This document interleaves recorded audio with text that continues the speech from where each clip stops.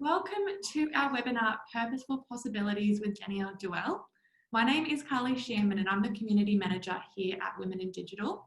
For those new to the Women in Digital community, welcome. Our community is dedicating to connecting, educating and empowering our way to diversity in digital. In today's webinar, we are joined by someone very special to discuss creating new opportunities beyond the pandemic. You and I will be taken through a series of reflective exercises today to contemplate what we've learned about ourselves and the world during COVID. There's been a lot.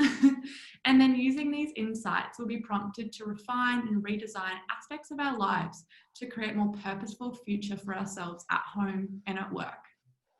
With everything going on in the world, I think now is a pretty good time to hit reset, look at how we can all kind of create new opportunities together.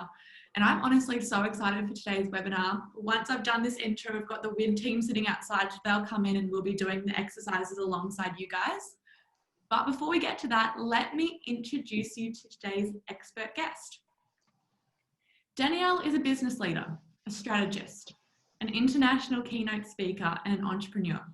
Her economic philosophy is for profit and for the greater good. And her vision is for purposefully creating shared value to become the dominant mindset and practices for business leaders both here in Australia and across the globe. Danielle's got quite a history in the industry, so I'm going to give you a quick little summary. She's the founder and CEO of People with Purpose. She's the adjunct professor of business at the UQ Business School, founder and chairperson of Australian Harvard Women, and Global Ambassador for Creative Leaps International. She's also studied at QUT, the Australian Institute of Company Directors, and Harvard Business School. I don't know how you do it all, Danielle, but thank you so much for sharing your time with us today. Thanks, Carly.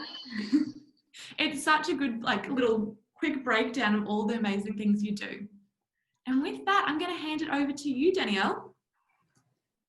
Thanks so much, Carly, and good morning, everyone. It's a real pleasure to be with you. Just going to share my screen so we can get started. Yeah, so it is a pleasure to be with you here today. But before we go any further, I'd just like to take a moment to acknowledge the traditional owners of the lands on which we all gather today. I'm meeting with you in Brisbane, which is traditionally owned by the Turrbal and Yagara people. And yeah, if you might want to put in the chat whereabouts you're coming from today to join with us. So it's a real pleasure to be here. As Carly said, I'm the CEO and founder of a company called People with Purpose. We're proud to be a certified B Corporation, one of just 3,500 companies in the world and growing who are using business as a force for good. And we really believe that purpose, profit, people and planet can all coexist together, that it's simply a design decision. And what my team and I do when we're not doing webinars like this today is that we actually help companies make profit purposefully. And we try and help them to imagine how they can design their business models in ways that make a profit while doing so, while making the world a better place. And we do that by helping them create purpose-led strategies and then to develop the leadership capabilities to be able to execute on those strategies in purposeful ways. But enough about People with Purpose. Today we're here to talk about you and how can you create some more purposeful possibilities in the current context that we all find ourselves in. So as Carly said, we're going to spend some time together. I'm going to take you through some reflective questions to help you perhaps think a little differently, perhaps a little more deeply around where you're at and where you want to be. So if you haven't already, I really would encourage you to grab a pen and paper. We're going to have some discussion as we go with that, and then there'll be time for questions at the end. So the only challenge I have right now is I don't have visibility of the chat, but we'll work around that as we go. I've got Lana from my team here to help me. So here we are in 2020, and what a year it has been. And I guess one of my first questions for you that I'd love you to make some notes for yourself and pop into the chat is, what have you learned about yourself this year? You know, for many of us, there's been different kinds of emptiness that we haven't known before. Empty planes, empty office buildings, empty roads, empty toilet paper aisles. But there's been other great things that have come out of this year as well. I know for myself, I've got one of my children in year 12, and homeschooling him didn't require too much intervention on my behalf, but just that serendipitous catch up that we were able to have during the day while he was home was a really positive thing for our relationship. So yeah, my first question for you today is, what have you learned about yourself during this time?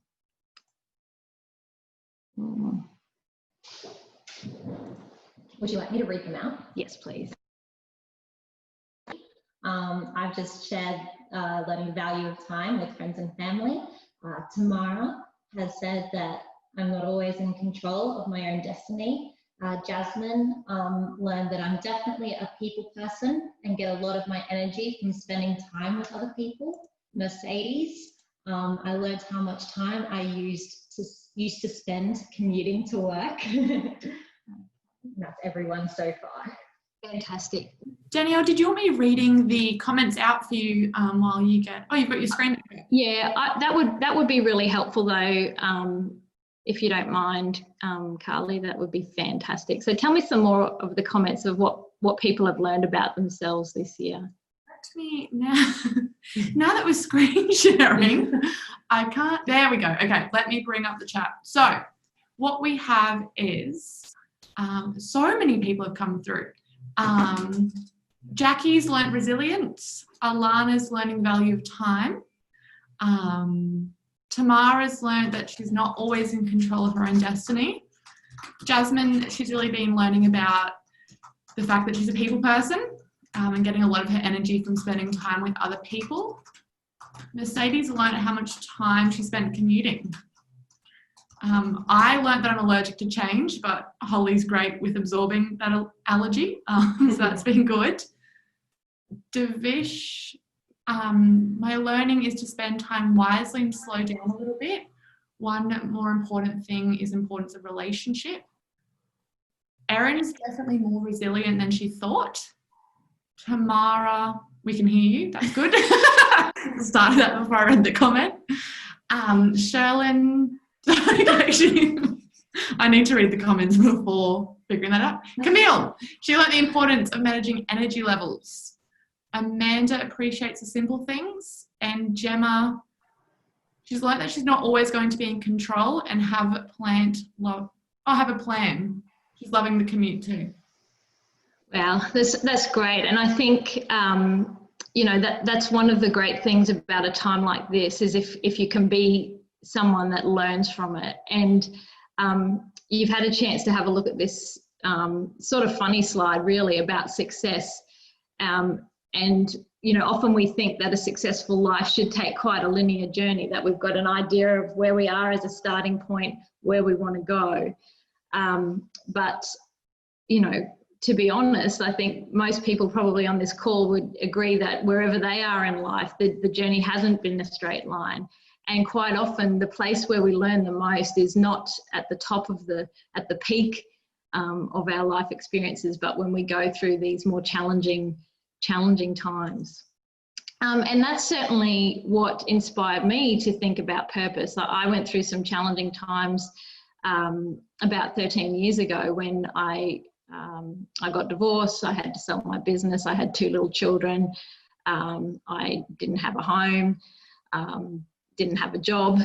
And I had to really reimagine what sort of life I wanted to have for myself and my children. And that's what inspired me to develop this process around purposeful career planning that I've since gone on to be able to share with thousands of people. And I'm going to hopefully share just a few little snippets of that today, a few of the questions that helped me design my life more purposefully. So yeah, although we've been through it a year that's had, you know, quite a few challenges, I imagine that there's people on this call today who have their own company and have seen their their revenues, reduce drastically, that there's probably people who are working for companies and have had to make really difficult decisions and give and put people off and stand people down, or take reductions in pay and so on. There's other people who've probably been made redundant. There's probably people on this call who are separated from their loved ones. There might even be people on this call who've had to bury loved ones during this time and not being able to have the kind of funeral that they would have liked to have, not being able to have the engagement party or the wedding that they were planning to have, and so on. So there's so many personal ways that we've all been affected by COVID. And I guess, it's not what happens to us in life that defines us, it's how we respond. And so today I'd like to encourage everyone on the call to think from a perspective of possibility, of what is possible, what might be possible that is not yet obvious, and how can you use this experience and the giant reset that we've all had to think more deliberately about your life. And it was great to start with that question, and thanks, Carly, for reading everyone's ideas out about what they've learned about themselves, because by even just consciously learning something, that's demonstrating a growth mindset. And I'm sure many of you have read about growth mindset from Carol Dweck, her work, and if you haven't, we can send out a whole bunch of links after this call today of some recommended readings and further things to follow up on. But a growth mindset is when we look at challenges as a way to grow, when we believe that feedback is constructive, that we look at a time like 2020 and go, okay, well, what's the opportunity here? Rather than, I can't change, this is no good, I don't know when it's going to end, I don't know what to do, I just feel like I want to give up. So the other question I'd like to ask everyone to think about is, what have you learned about your world and our world this year? So I initially had this question phrased as, what have you learned about the world? But I realised that we all have, multiple ways of looking at the world, and we have our own world. So, I mean, what have you learned about your world? Your world might be your work, your company, your family members, and then our world as a whole, which you might look at that as the state that you live in, the country that you live in, or the globe. So really keen to get you to put down a few thoughts now about what you've learned about your world or our world so far in 2020. And Carly, if I can call on you to read some of those comments out to me again, that would be terrific. Of course, I'm back on. Let me, as you think of the things that have changed in your world or our world, just pop them in the comment sections and then we can start discussing. I know for me, Danielle, something that I've learned is like nothing is permanent or like a given. I think we really took that for advantage beforehand. Yeah, absolutely. And Alana from my team were talking earlier today, and she was saying that things are a lot more grey than black and white. Yeah, that's a great one. Yeah, and it's a complex issues. I mean, I was reading on LinkedIn last night a post by Scott Morrison, and he was, as all political leaders do, getting backlash against decisions that have been made. But one of the stats there, and I haven't verified it, but that suicides have actually gone up 500% since March. That before March, on average, 8 people a day in Australia committed suicide, and at the moment we're at 40 people a day.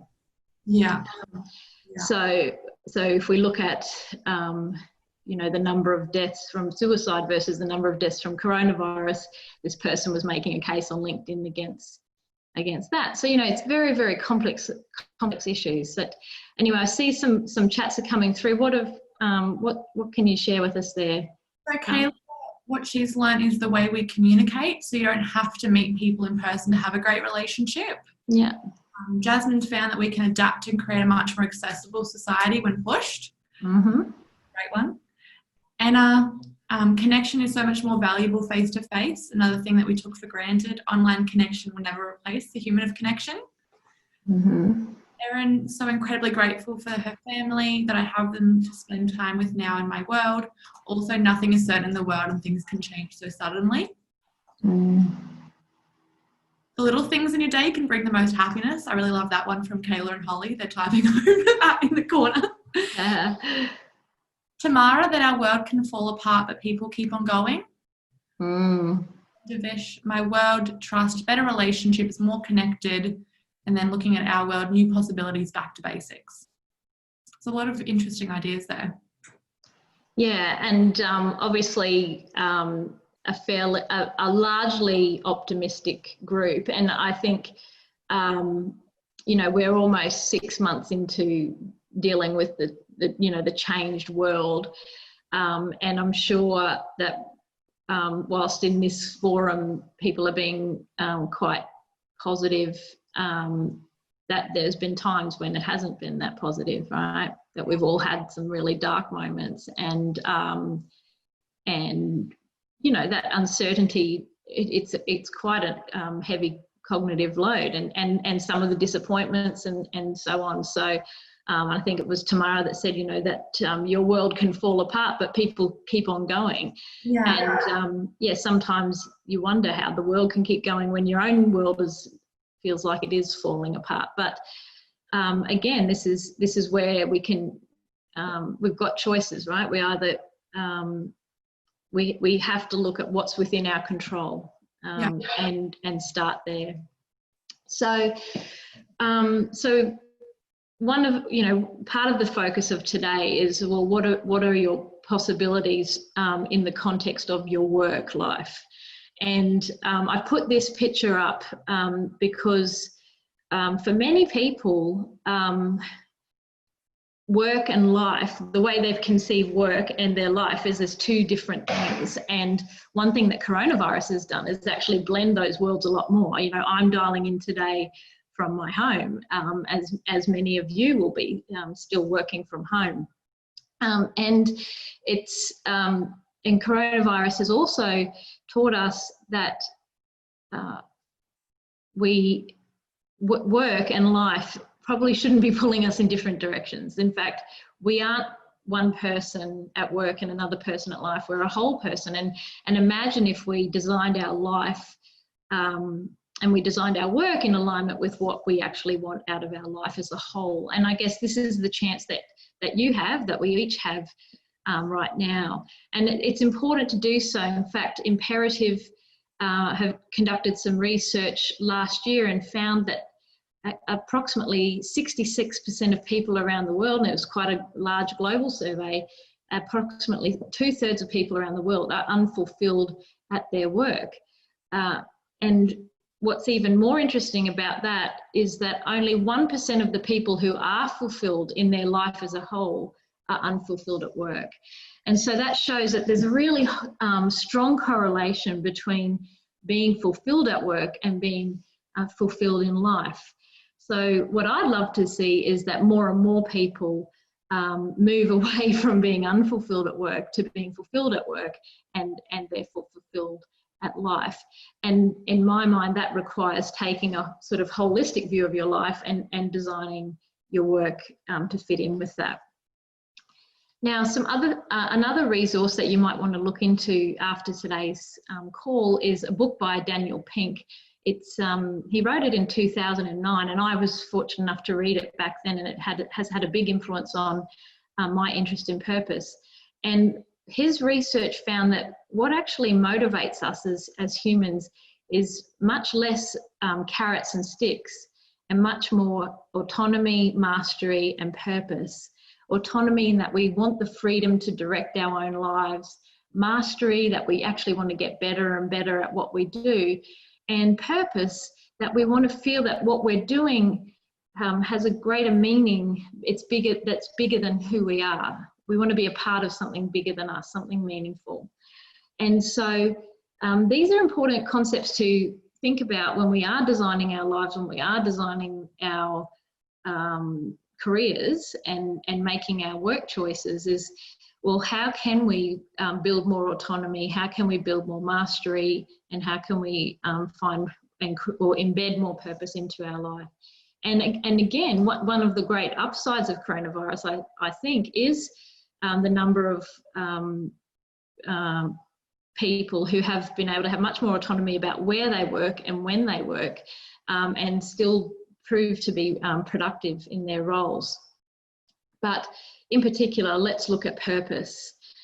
So here's a little tool that, again, we can send the link out to you afterwards if you're interested in using something like this. But imagine if you designed imagine if you had a plan on a page for your life for the year. And this is something that we do here at People with Purpose, and that we help our clients to do, is to imagine, well, what is my purpose in life? What impact do I want to make? And then what are the values that I most want to live by? How can I use those to inform my life choices? What are the top 5 goals that I'd love to achieve in my lifetime? And then how do I look at each year, as we enter each year, if these are my top 5 goals for my life, well, what incremental progress do I want to make towards that this year? Because of course we won't achieve all of our life goals in the last year of our life. We need to progress towards them. So that's perhaps a tool that you might want to sit with and think about for yourself. And we'll go through a few questions now where I'll encourage you to think about some of those. So the first one is, well, what is a purpose and what might your purpose be? And a purpose is simply a statement that describes why we exist and the impact that we want to make. So why do we exist and what impact do we want to make? Now, companies can have purposes, individuals can have purposes, teams can have purposes, families can have purposes. But if I had to ask you, what's your purpose? Do you know what that is? And it's something that's worth thinking about. It's different to a vision and a mission, and I've got the descriptions there, and time doesn't really allow us to go into it in too much detail. But in the context of work and purpose, this is a little 2x2 matrix that a colleague of mine, Rupert Bryce, some of you may know him, he's a professional based in Brisbane, drew for me once when we were talking about purpose and work. And he said, when people find their work, where do you think what sort of roles should we try and do? Do you think we should be working on things that we don't enjoy and not good at? On things that we don't enjoy but are good at? Things that we enjoy but are not good at? Or the things that we enjoy and are good at? So hopefully that's kind of obvious. But yes, we should avoid the things that we don't enjoy and aren't good at. We should try and do less of the things that we are good at but we don't enjoy. The things that we enjoy but we're not good at, well, that's probably a good place for some of your hobbies. But the sweet spot is to do the things that we enjoy, that we both enjoy and are good at. And I guess I'd encourage you to think about whatever role you are in, or if you're not in a role right now, perhaps your most recent role, where do you think most of your time is being spent or was being spent in your current role? And how might you redesign, refine, or secure a new role that enables you to do more of what you enjoy and that you are good at? Now, the other thing that's interesting about this is that the things that we enjoy, we often enjoy them because it's aligned to our values. So my personal purpose is to positively contribute. And so the things that I enjoy is when I'm making a difference and I'm making things better, because that aligns very deeply with my values and with my purpose. The things that we're good at are usually the things that are aligned to our strengths. So in terms of follow-up from today, I've given Carly some links to share, and we can send them around too, is some tools that can help you identify what your strengths are and identify what your values are. And then you can use that information to help you make some choices about the possibilities that would be meaningful for you to pursue. So at this point, I'd like to ask you, thinking about your life, what is one aspect of your life that if you made an improvement to it would give you and others the greatest return on time and energy and dollars invested? So think about your life right now. So as your whole life, so it could, and it might be your work dimension, it could be family, it could be your health, could be your finances. What's the one area of your life that if you made an improvement would give you and others in your life, but particularly you, the greatest return on investment? So that's quite a deep and personal question, and I encourage you to do some writing. And if you feel comfortable sharing with us, I would certainly love to hear what your thoughts are. And Carly, again, if anyone is happy to share, if you'd be happy to read those out, that'd be great. We haven't had anyone come through just yet, but I think it's a bit of a hard-hitting question. It might take It is a hard-hitting question. Yeah. Oh, Gemma's come through. Gemma, ability to have a more positive impact on my community, whether through my work or outside of it. My biggest opportunity is in work as working full-time. Yeah. Vesh said communication skills and emotional intelligence. Mm-hmm. And if you'd like a copy of the slides, I'll provide my contact details at the end, and I can send these out to you so you can reflect on them some more. Yeah, definitely. Worrying about the future takes so much time and energy. I like that. Yeah. So that's a really good observation, whoever shared that. So what's the big Holly? What's that? It was Holly. Oh, wise woman. Yeah, so that's a very good observation. So what's the improvement you'd like to make? Would you like to worry less about the future? Would you like to be focused more on the present? So again, think about it in terms of from an action orientation. Yeah. But when we're thinking about what are the possibilities for our life, hey Holly. Into the camera. Hi Danielle, this is so good. I love this session. I would say probably more mindfulness. I think it comes down to developing that ability to focus on the present more. Yeah. You've been saying a lot lately, it's like, do you have control of it? Then just like, don't worry about it. Just focus on the stuff within kind of your circle of control. Yeah. Well. Yeah. Yeah, that's right. Most of our energy should be on what we control. Some of our energy on what we can influence, and forget about the rest. Yeah. But today's topic is about possibilities, purposeful possibilities, and one of the big challenges for people like us who live in a very fortunate country like Australia is that we have so much opportunity, and there's many things we could do with our time and with our lives and so on. And so, this is why this one is actually quite an important question, because it's forcing you to make some choices and prioritize. And most people will have many possibilities. And unfortunately, if you're one of the people that is out of employment at the moment, or whose business is bleeding cash, it's like oxygen. If we didn't have oxygen right now, all we could think about is getting oxygen. But because we have oxygen, most of us aren't thinking about breathing. And so cash flow is like that. So if you're in an unfortunate position at the moment where you are without the oxygen of cash flow, then I really feel for you.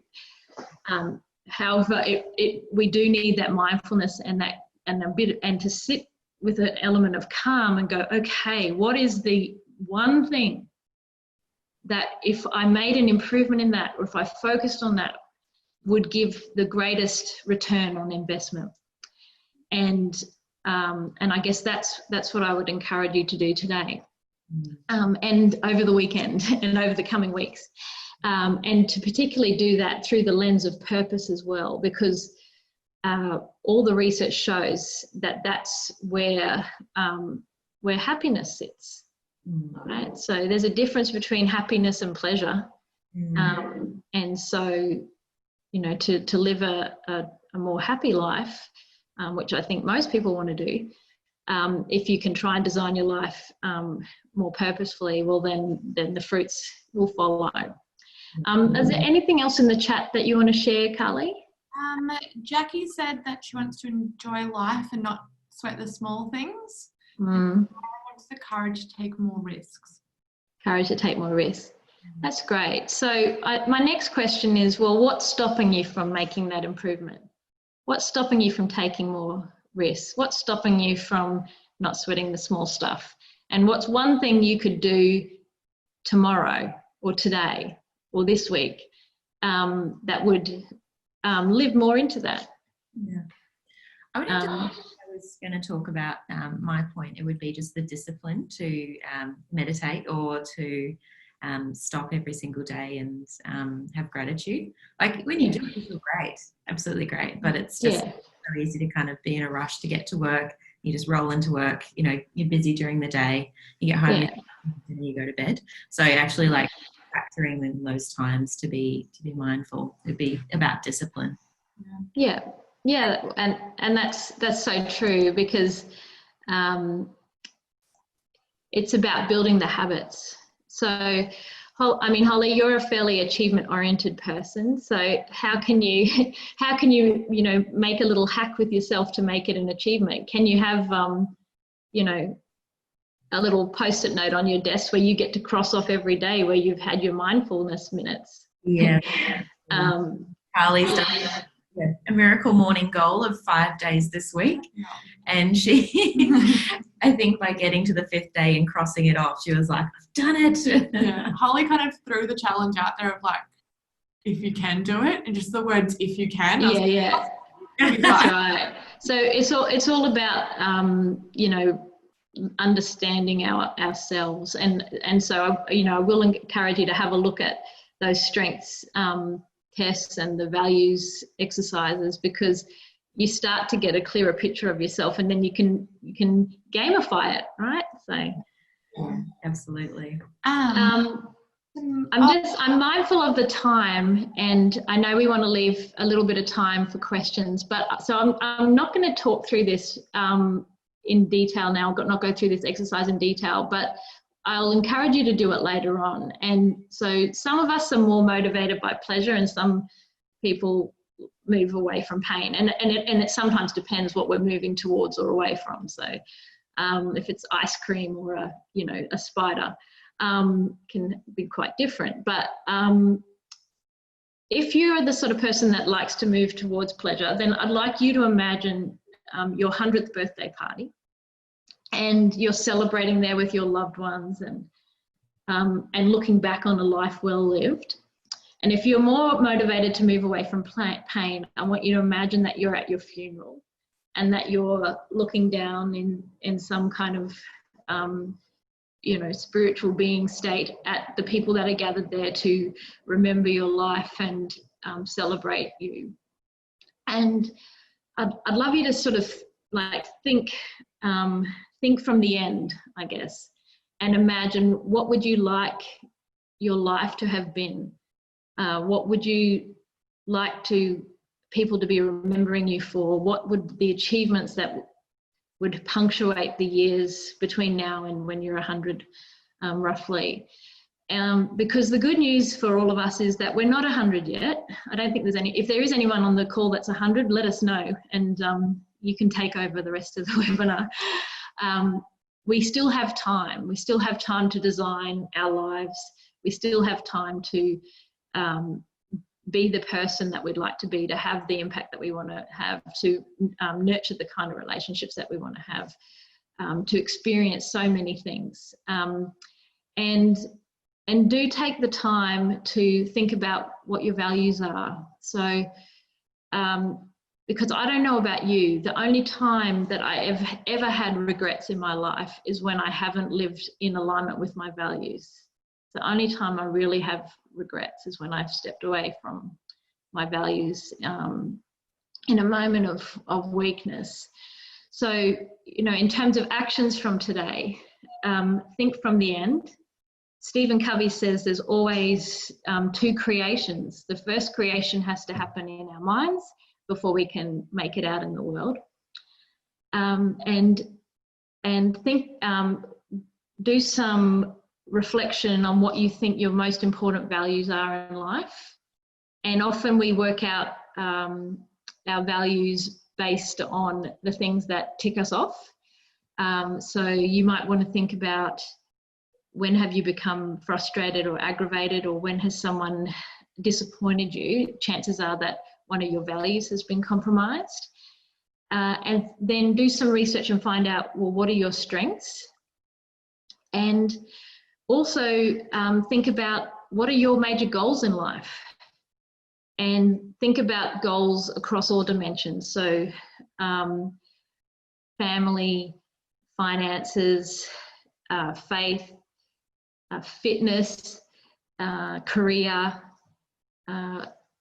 other relationships, and so on. And then have a look at the life that you're living and see if you are living in alignment with what you've said is important to you, and working within your strengths, and see if you can distill from that what your purpose is, and be able to use that as a guiding light for designing your whole life, and then making some career choices.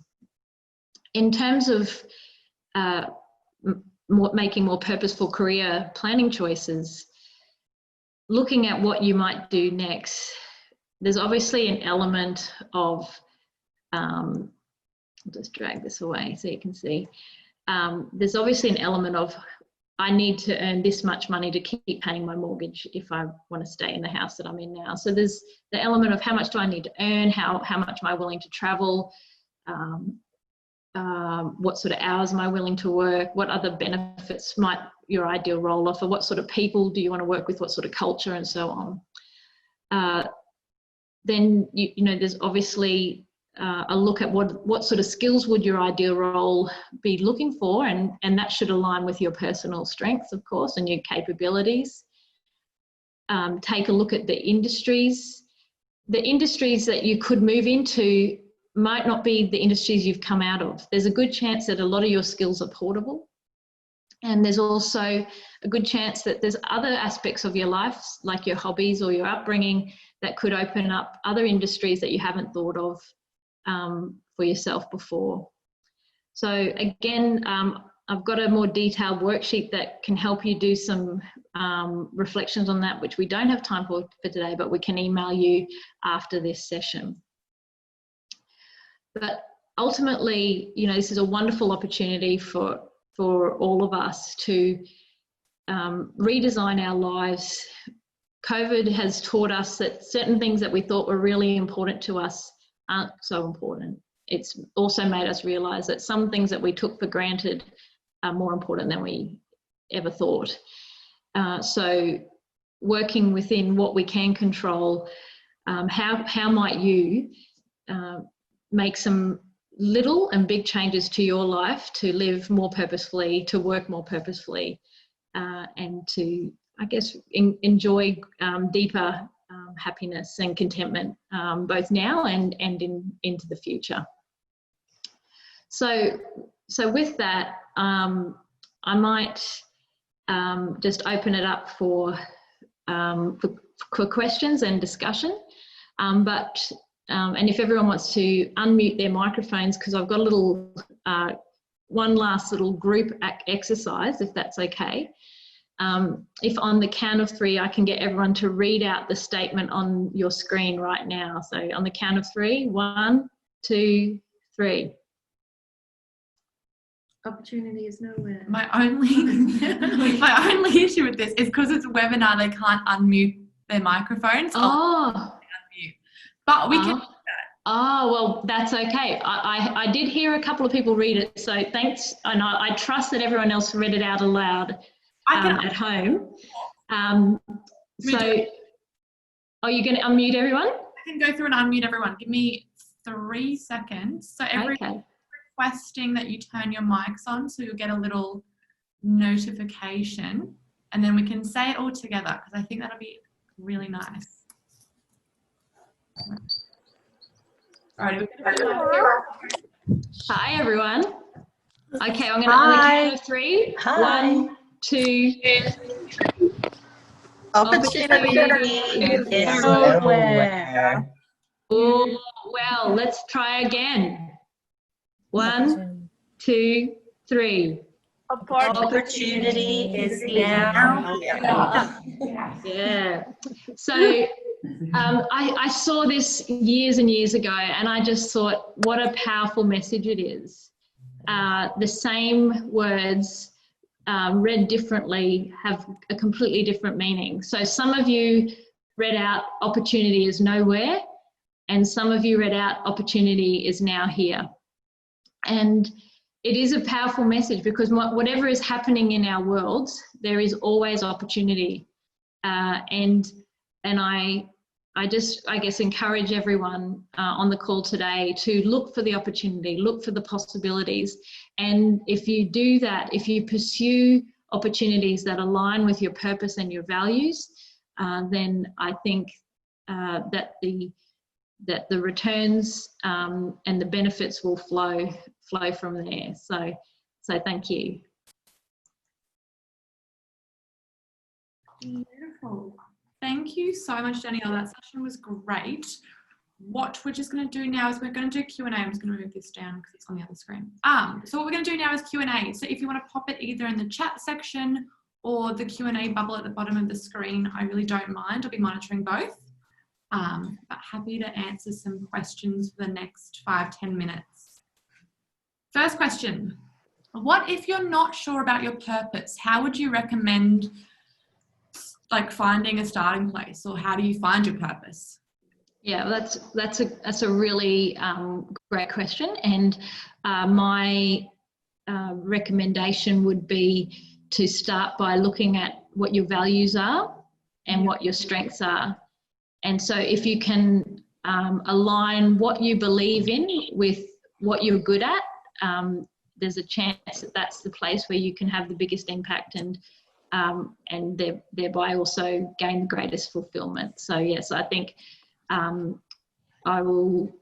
think if I haven't already, Carly, I'll send you some links to share with everyone on different strengths tests and values tests that you can do. And I think the other thing I would suggest is you don't have to rush it, right? So we are a life project as humans, and when I first did this for myself, it took me 6 months and a lot of laps running around the Brisbane River Loop, thinking about all of this.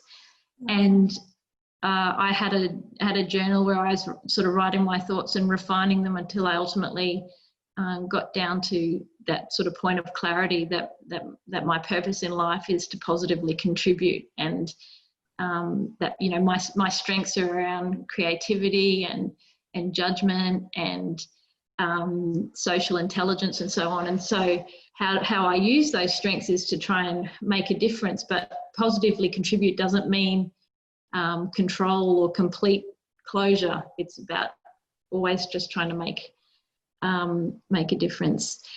Thanks for the next question. Do I think there's a good time in your life to do this exercise? Well, I think there are times in our life when we are forced to pay attention to ourselves and to our circumstances. So that's obviously a good time. But I don't think there's ever a bad time to do the exercise, would be my advice. And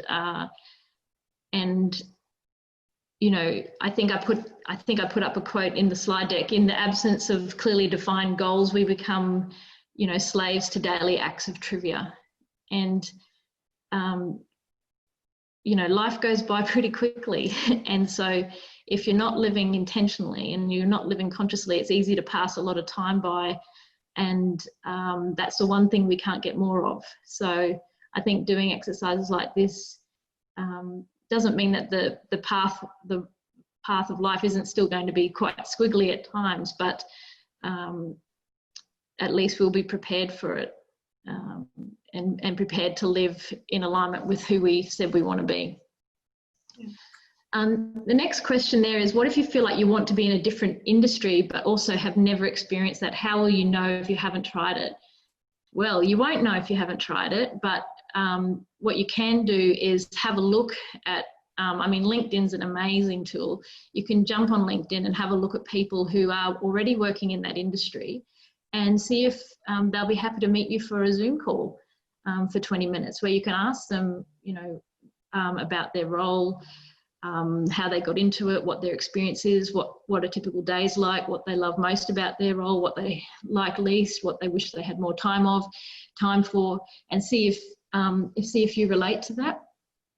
The other thing that I'm a big advocate of is looking for project opportunities, internships, volunteer roles that give you a chance to test something out without having to make the giant leap. So have a look and see if there is a peak body in that industry that you could get involved in a voluntary capacity, or a project that you could do as a sideline in addition to your job, to try it out before making that leap. Yeah, absolutely. Is there any other questions, guys? This is your final chance. I'll just give them 10 more seconds in case someone's like furiously typing. But I know that we did a webinar a few weeks ago with Orla, and she kind of was talking about if you don't know what your purpose is, email family, friends, colleagues, acquaintances, and say, what do you think I'm really good at? Because often who we think we are and who we tie identity to is quite different to what we actually enjoy and are great at. So I think it's a really interesting kind of idea and approach as well. Yeah, it's great. And it's actually something that we get some of our coaching clients to do. We call it our best self-portrait. Yeah. And we ask them to contact close friends, family and colleagues and ask them to tell us, give us a couple of stories of times when they've seen us at our best and what we were doing. And it's very, very interesting, the aha moments that come out of that. Because one of the interesting things is that we take our strengths and when we're at our best for granted. And it's only when you get a bit older and you start noticing a bit more that some people just don't get that, and for you it comes easily.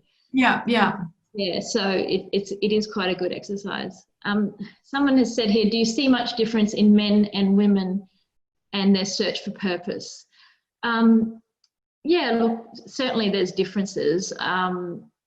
I think, and they're kind of quite cliche, really. For women at a younger age, we're often challenged to deal with the tension between work and family, but between our career and motherhood, if that's a choice that we want to pursue or are able to pursue. And so I think that forces women to think about it perhaps a little earlier. Certainly, we do a lot of work with men in their 50s and 60s now who are very mindful about purpose, and that's great to see. But equally, we have a lot of young university age males interning with us who are absolutely passionate and drawn to working for purpose-led companies like ours. So I think we're seeing a real shift, and I guess a real growth in the emotional intelligence of the whole community in terms of being more aware of purpose and and trying to live more alignment with their own purpose as well, which is great. It's awesome to hear. Look, all right, we're going to leave it there. Thank you so much for your time today, Danielle, and thank you for so generously sharing your insights with the community. So can we please all give a virtual round of applause to Danielle? Woo! Awesome. Very good. Thanks. All right. Well, stay purposeful, everyone. Have a great day. See you, Holly. Bye.